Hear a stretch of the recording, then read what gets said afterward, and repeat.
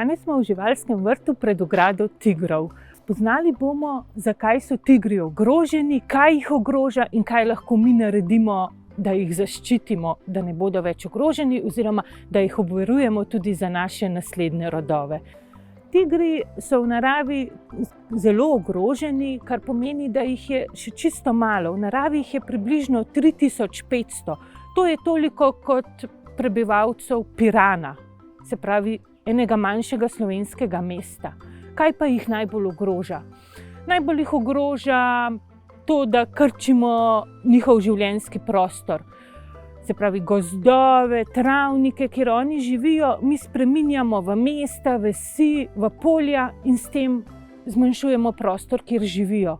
Kam pa se umikajo? Umikajo se v manjše dele gozdov, ker imajo manj prostora, se slabše razmnožujejo, preživi manj mladičev in posledično je tigrov vsako leto manj.